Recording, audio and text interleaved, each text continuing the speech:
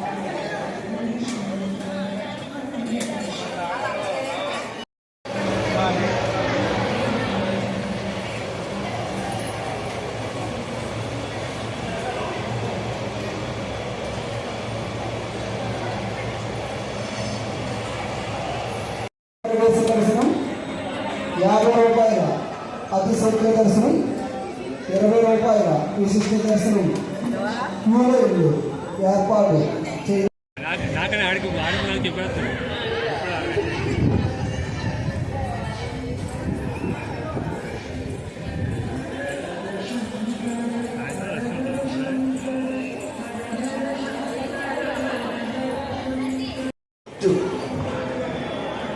ఈరోజు అమ్మవారు బంగారు చీర అలంకరణలో దర్శనమిస్తున్నారు.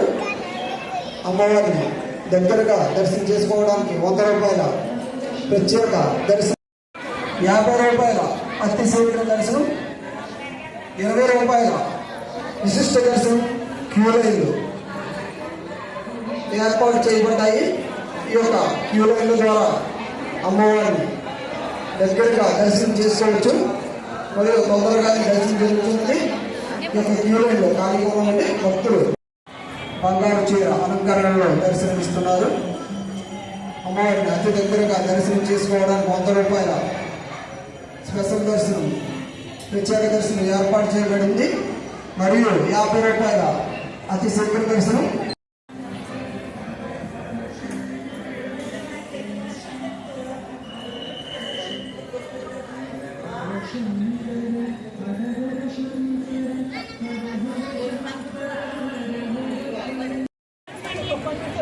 రెండు రోజులు పెట్టించుకోవాలి కదా.